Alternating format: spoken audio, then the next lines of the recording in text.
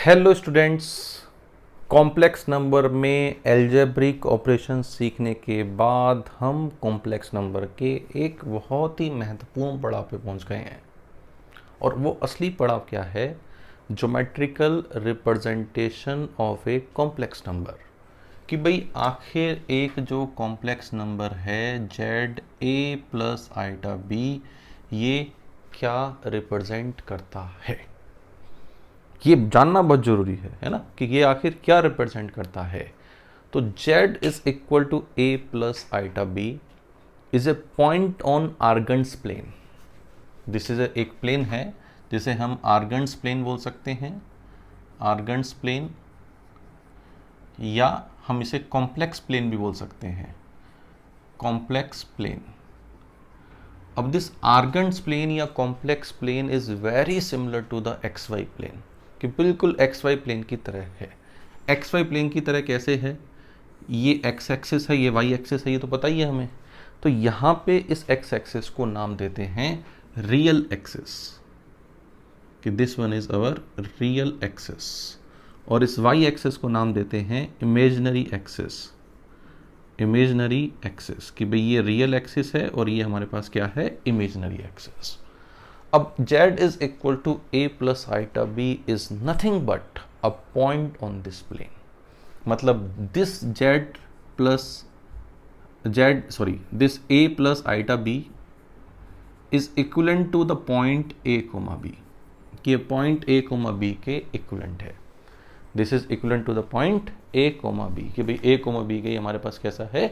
equivalent है।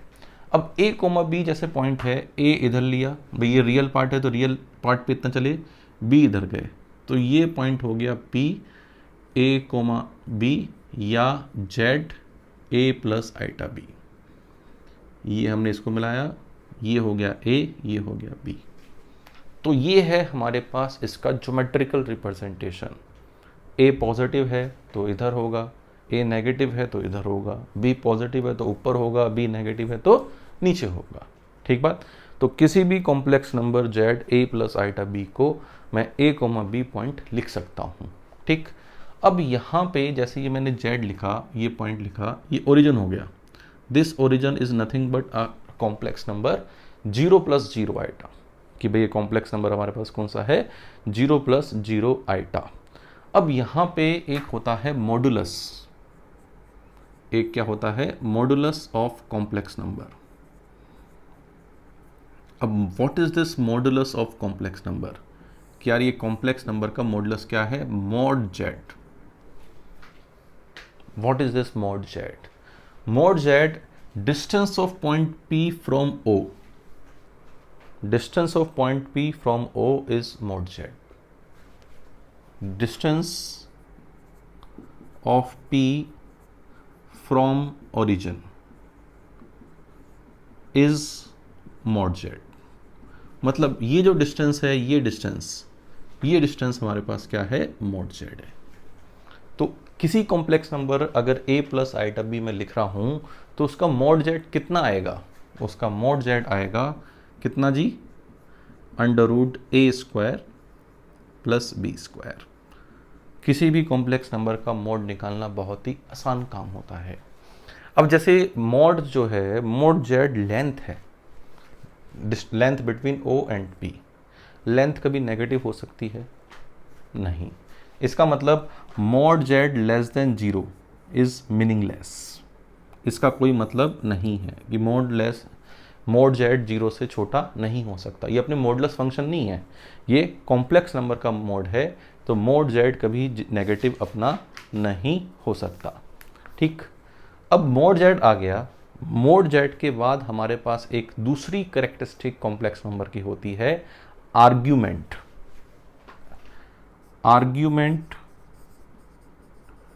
Of complex number. What is this argument of a complex number? ठीक है। अब जैसे ये जो लाइन है OP, this line make theta angle with positive x axis या with real axis. If this line make theta angle with positive real axis, then theta is known as argument of complex number. लिख लीजिए, OP line make theta angle with positive real axis, ये positive real axis के साथ theta angle बनाती है। Then theta is argument, then theta is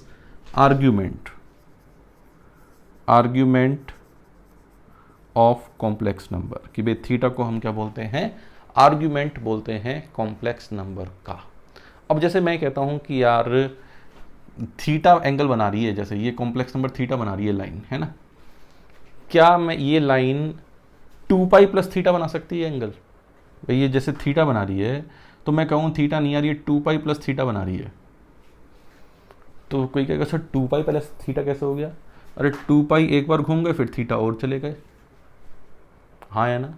कोई sir 2 पाई क्यों घूमे हो, 4 पाई घूम जाओ, 4 पाई प्लस थीटा, कि भाई 2 बार घूम गए, 1 2 पाई 1 2 पाई 4 पाई हो गया प्लस थीटा, तो ये 4 पाई प्लस थीटा बन रहा है। तो सर तो आर्ग्यूमेंट अगर थीटा है तो 2 पाई प्लस थीटा भी है, 4 पाई प्लस थीटा भी है। इसका मतलब आर्ग्यूमेंट एक मल्टी वैल्यूड चीज है।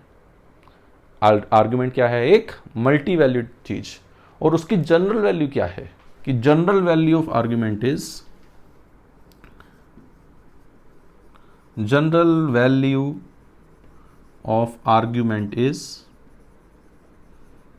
2n पाई प्लस थीटा, कि भाई जनरल वैल्यू क्या है 2n pi plus theta, where n is integer, कि n हमारे पास क्या है, इंटीजर। ठीक बात। अब यहां पे ये तो जनरल वैल्यू हो गई कि भाई अगर 60 डिग्री बना रही है तो 2 पाई प्लस 60 भी बना रही है, 3 पाई प्लस अगर पाई बाई 3 बना रही है तो 2 पाई प्लस पाई बाई 3 भी बना रही है, 2 pi plus 4 pi plus pi by 3 बना रही है, 6 पाई प्लस पाई बाई 3 भी बना रही है, minus 2 pi plus pi by 3 भी बना रही है। ठीक, ये तो हो गई जनरल वैल्यू। जो वैल्यू माइनस पाई से प्लस पाई के बीच में रहती है, तो if theta lie between minus pi two plus pi, अगर थीटा माइनस पाई से प्लस पाई के बीच में है, इसे हम बोलते हैं प्रिंसिपल वैल्यू ऑफ आर्ग्यूमेंट, और इसे लिखा जाता है प्रिंसिपल वैल्यू ऑफ आर्ग्यूमेंट या फिर argument of Z is equal to theta, कि भाई अगर थीटा माइनस पाई से प्लस पाई के बीच में है तो उसे हम क्या लिखते हैं, प्रिंसिपल वैल्यू ऑफ जेड या principal value of argument Z या argument of Z is equal to theta, या फिर इसे एम्पलीट्यूड ऑफ जेड भी बोलते हैं, amplitude of Z. Amplitude of Z का सीधा सीधा मतलब है कि प्रिंसिपल वैल्यू ऑफ आर्ग्यूमेंट, तो एम्पलीट्यूड ऑफ जेड इसे इस तरह भी लिखते हैं AMP of Z. Amplitude of Z बोलने का मतलब है कि वो प्रिंसिपल वैल्यू की ही बात कर रहा है। तो किसी भी कॉम्प्लेक्स नंबर के लिए उसके आर्ग्यूमेंट की जो प्रिंसिपल वैल्यू है वही हमारे काम की चीज है, कि भाई प्रिंसिपल वैल्यू आर्ग्यूमेंट की हम कैसे निकालेंगे, दैट्स द मोस्ट इंपॉर्टेंट चीज थिंग, कि भाई प्रिंसिपल वैल्यू निकल गई तो हमारे पास आर्ग्यूमेंट आ गया। मॉडुलस निकालना तो बहुत ही आसान काम है, मॉड जेड हमेशा पॉजिटिव होगा, नेगेटिव कभी नहीं होगा, है ना। तो अच्छा, प्रिंसिपल वैल्यू कहाँ से कहाँ तक है, माइनस पाई से पाई के बीच में। देखो माइनस पाई से पाई के बीच में पूरा रिवोल्यूशन हो जाएगा, सारे के सारे जाएंगे। ठीक, अब देखते हैं कि ये प्रिंसिपल वैल्यू ऑफ आर्ग्यूमेंट हम कैसे निकाल सकते हैं। भाई principal value of argument is important, तो वही देखते हैं कि वो कैसे निकाल सकते हैं, है ना। अब देखो वो निकालने के लिए, जैसे कोई भी कॉम्प्लेक्स नंबर हमारे पास a plus iota B format में है, z is equal to a plus iota B format में है, ठीक है। तो सबसे पहले हम ये एंगल निकाल लेते हैं कि ये रियल एक्सिस के साथ कितना एक्यूट एंगल बना रहा है। तो रियल एक्सिस का थीटा एंगल बना रहा है और वो एक्यूट एंगल है tan inverse mod b by a, tan inverse mod b by a, मतलब थीटा एक्यूट होगा हमेशा, थीटा इज एक्यूट, क्योंकि मॉड लगा दिया ना मैंने, तो tan inverse mod b by a theta acute होगा, ठीक है। अब देखो जैसे पहला केस, अगर a और b दोनों ही पॉजिटिव हैं, a और b दोनों ही पॉजिटिव हैं, तो कॉम्प्लेक्स नंबर कौन से क्वाड्रेंट में है, फर्स्ट। ये फर्स्ट क्वाड्रेंट में अपने पास कॉम्प्लेक्स नंबर है ये a प्लस आइटा बी, और ये हमारे पास थीटा है। ठीक है, यही थीटा है, ये यहाँ पर है, एंगल भी थीटा है। तो what is argument of Z in this case, बताओ जल्दी से, थीटा, कि आर्ग्यूमेंट ऑफ जेड इस केस में क्या होगा, थीटा होगा। दूसरा कि अगर हमारे पास a नेगेटिव हो b पॉजिटिव हो, a नेगेटिव है b पॉजिटिव है, मतलब हम कौन से क्वाड्रेंट में हैं, सेकंड क्वाड्रेंट, मतलब यहाँ पे कि भाई a नेगेटिव है b पॉजिटिव है, ये a प्लस आइटा b है ना, और ये मॉड b लेंथ है, ये मॉड a लेंथ है, तो ये थीटा है हमारे पास, tan inverse mod b by a। अब ये थीटा है तो क्या ये आर्ग्यूमेंट है, नहीं, आर्ग्यूमेंट तो पॉजिटिव रियल एक्सिस के साथ नपेगा जी, तो आर्ग्यूमेंट तो ये होगा अपने पास, तो आर्ग्यूमेंट ये होगा अपने पास। तो आर्ग्यूमेंट ऑफ जेड यहाँ पे क्या लिखना चाहिए, ये थीटा है, ये पूरा पाई है, तो ये कितना बचा, पाई माइनस थीटा, पाई माइनस थीटा। ये हो गया सेकंड क्वाड्रेंट का काम। ठीक है, थर्ड क्वाड्रेंट की बात करते हैं। अगर ए और बी, या थर्ड से पहले फोर्थ की बात कर लेते हैं, वो थोड़ा आसान लगेगा तुम्हें। ए पॉजिटिव है और बी नेगेटिव है, ए पॉजिटिव है बी नेगेटिव है, कौन से क्वाड्रेंट में हम बात कर रहे हैं, ए पॉजिटिव मतलब इधर, बी नेगेटिव मतलब इधर, मतलब फोर्थ में, ये रहा ए प्लस आइटा बी, ये थीटा है। अब यहाँ पे एंगल तो थीटा है रियल एक्सिस के साथ, लेकिन वो नीचे क्लॉकवाइज सेंस में है। एंटी क्लॉकवाइज में जाते हैं तो थीटा पॉजिटिव लेते हैं, क्लॉकवाइज में जाते हैं तो थीटा नेगेटिव लेते हैं। तो यहाँ पे आर्ग्यूमेंट ऑफ जेड कितना है, माइनस थीटा। ठीक, और फोर्थ केस है अगर हमारे पास ए और बी दोनों ही नेगेटिव हैं, ये थीटा है, ये पाई माइनस थीटा होगा, ए प्लस आइटा बी।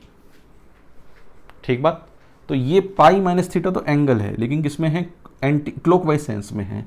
तो आर्ग्यूमेंट ऑफ जेड यहाँ पे क्या बोला जाए बच्चों, minus of pi minus theta, मतलब माइनस पाई प्लस थीटा। तो अलग अलग क्वाड्रेंट के हिसाब से आर्ग्यूमेंट अलग अलग कैसे निकाल सकते हैं, ये हम देख रहे हैं यहाँ पे, कि भाई अलग अलग क्वाड्रेंट में अलग अलग आर्ग्यूमेंट कैसे आखिर निकाला जाए। बात खत्म, यहाँ तक बात खत्म है। अच्छा, अगर सपोज करो 5 केस लेता हूँ मैं, अगर मान लो b 0 हो जाए, तो b क्या हो जाए, 0, b 0 हो जाए और a 0 नहीं है, b 0 हो जाए और a 0 नहीं है, तो b 0 हो जाए तो दो केस बनेंगे, a पॉजिटिव हो सकता है या a नेगेटिव हो सकता है। ठीक है, अब b 0 है, भाई b 0 है तो जो कॉम्प्लेक्स नंबर है वो रियल एक्सिस पे है, a पॉजिटिव है तो इधर है, a नेगेटिव है तो इधर है।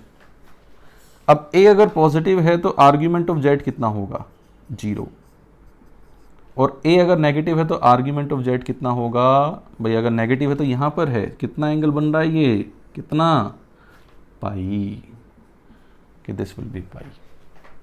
ठीक, नंबर 6 केस, अगर a 0 हो जाए तो b के ऊपर केस बनाते हैं, a 0 हो गया, तो a 0 हो गया तो दो केस वापस यहाँ बनेंगे कि भाई b पॉजिटिव होगा या b नेगेटिव होगा। b पॉजिटिव हो गया, देखो a 0 है, इसका मतलब इमेजिनरी एक्सिस पे है, पॉजिटिव है तो इधर है ये, तो रियल एक्सिस के साथ ये एंगल कितना, पाई बाई 2, तो आर्ग्यूमेंट ऑफ जेड कितना, पाई बाई 2। ठीक है, और अगर नेगेटिव है तो ये कितना, आर्ग्यूमेंट ऑफ जेड नीचे है, तो ये क्लॉकवाइज सेंस में जा रहे हैं तो एंगल नेगेटिव होगा, आर्ग्यूमेंट नेगेटिव होगा, माइनस पाई बाई 2। तो दिस इज आर्ग्यूमेंट। अच्छा, एक केस रह गया, अगर 0, a भी 0 b भी 0, 7 केस लिख लेते हैं भाई, यहीं लिख लेते हैं, चलो 0 प्लस 0 आइटा इसका, तो 0 plus 0 iota is the only complex number whose argument is not defined. तो its argument is not defined, argument is not define. तो इसका आर्ग्यूमेंट अपना डिफाइन नहीं है। तो भैया चीज़ें चमक रही हैं आर्ग्यूमेंट को लेके। कॉम्प्लेक्स नंबर में मॉडुलस बड़ी चीज़ नहीं होती है, आर्ग्यूमेंट बड़ी चीज़ होती है। जैसे कुछ क्वेश्चंस करते हैं उसमें हम दोनों चीज़ निकालेंगे, मॉडुलस भी निकालेंगे, आर्ग्यूमेंट भी निकालेंगे, है ना।